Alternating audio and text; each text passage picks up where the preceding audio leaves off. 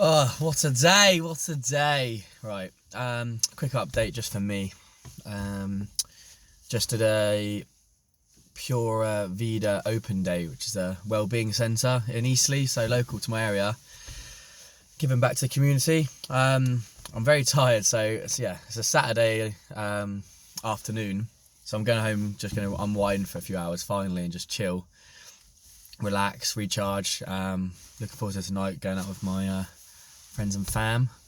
But yeah, very happy with how things are going and progressing. It's all kind of coming together in the last few months. Been grinding for 5 years almost. I can feel my eyes very heavy, and I've had a good chat with a lot of people today with my dad. Been probably the most honest we've ever been to each other about a lot of past stuff and clearing the air. And I want him to obviously be proud of me on this stuff, and so my mum and everyone else is that. So I'm aware that my actions are showing us towards the mania side of bipolar again. But in my head, I'm very aware of what I'm doing. It's all planned. It's been planned for 5 years. I tend to try and distance myself from them to only share what I need to share, so they don't worry about me and think I'm going crazy again. It's coming from a different place this time. It's more confident, composed, calm. And yeah, I am a bit crazy, but I'm bipolar. It's a mental illness, deal with it kind of thing. That is it. Like, I try, I don't want to come across the wrong way to them, and don't want to, how do I put this? I am the way I've always wanted to be now. I'm confident. I like being around people. They give me life, energy, blah, blah, blah. But I'm also very introverted, and I love my own space and time to just think. And that sounds weird, but I need that time to reflect and remember what I'm doing and why I'm doing it, all that stuff, and remind myself daily and all this stuff, which I've learnt along the last few years to help myself come back from suicide, basically. So yeah, I've had a lot of nice messages and catch-ups with a lot of close friends that I've kind of not seen for a long time, because I've had to just grind in silence almost. Because I wanted my actions to speak louder than results.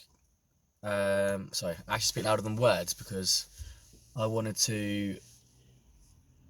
I was coming from I had the vision before, years ago, but I was still manic, and I obviously was still very raw. It's still raw now, talking about like my business is around suicide prevention. It's not going to be an easy thing to talk about. But yeah, I was just too in people's faces all the time and shoving it down their throats. You got to do this now. No. It's like, that does look crazy. I get that. So I'm keeping that same energy and the same thoughts, but now it's just in my head. I know what I'm doing now.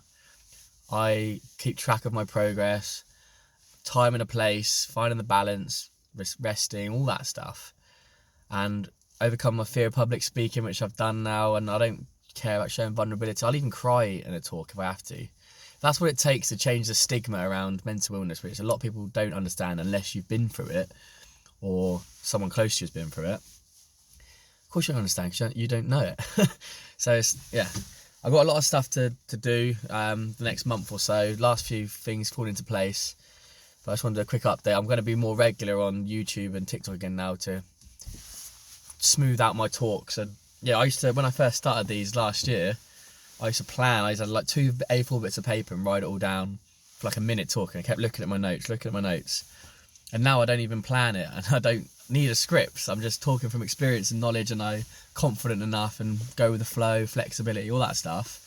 I don't want to come across as arrogant, but I have to be some sort of confidence to talk about suicide in a not so real dark terms all the time. Make it a bit like where you can have empathy, all that stuff, but to relate and not shove it down people's throats, active listening, all the stuff I learned on Samaritans and back in the day, suicide training, role plays for months, and dealing with difficult calls.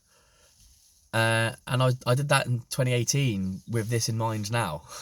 That's how far in advance this has been planned. And I'm so happy. And I've had a lot of conversations with like my girlfriend, and everyone's kind of starting to see the results now, and they're starting to come around to it finally, that oh shit, maybe he wasn't so crazy after all.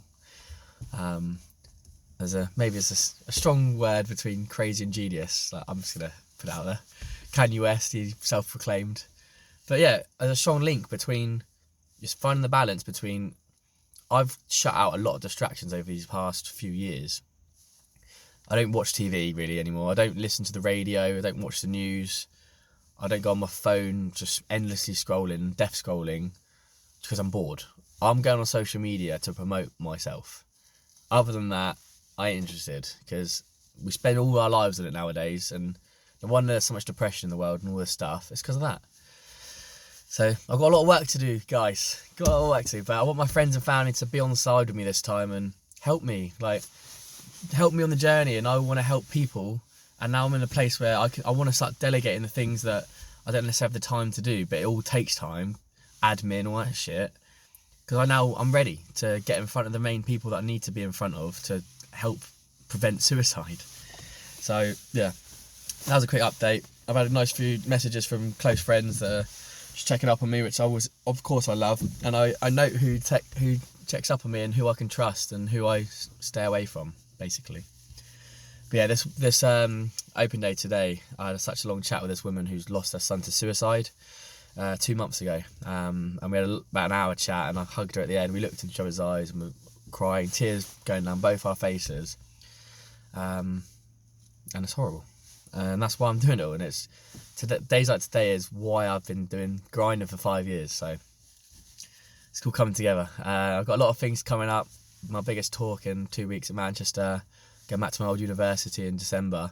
Going to be doing a little show raw on that, which I can't wait to share and create and plan, all that stuff. And I love it. It doesn't feel like work, but it is work because I'm making a difference. But it's purposeful work rather than stress.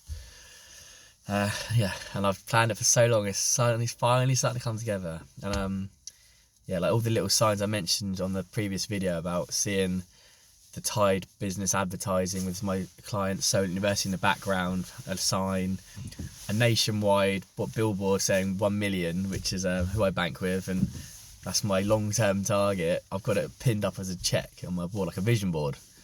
Before I wouldn't tell anyone this, but no one sees these videos at the moment anyway, so other than Toby, shout out. But all these things are my plan, and it's integrating it in here that I'm now working smart as well as hard. I'm not just busy. Oh, I'm so busy. Why am I busy? Like, I'm doing it for this result. Okay, that's fine. If you're just going round in circles in a hamster wheel, lost, no wonder you're stressed, because you don't know, you're just busying yourself for the sake of business, that's not the end goal. You should want to create a life that you love and live that life, like build a life you want to get up in the morning for, not dread Monday through Friday for the weekend to get pissed up. It's not the right way, and there's such a stigma of mental health, which I think I'm ready to tackle, and I want to go to the top. Like, I've tried so many times to apply to different things. Britain's Got Talent back in the day to get my message out. That was a quick foray. That's why I did Britain's Got Talent back in the day. It looked manic. It was manic. But I was like, if I can get in front of an audience, I can do what I want to do. There's always the talking about suicide was the main thing. So I've had to do the hard way, and I've applied for Dragon's Den and no response. And I thought, well, okay, I'll just do it the hard way. No support, nothing, no funds, in debt, grinding a full-time job, three jobs in one, all this stuff together. Yeah, but it's resilience, and I know it's all started because I got through a suicide attempt and plan. If I can get through that, anything else, it may be hard, but fuck me, it's not going to be as hard as that. So, yeah, I'm very happy, very, very fucking happy. And the next 5 years and beyond are going to be beautiful. Can't wait to share it with everyone.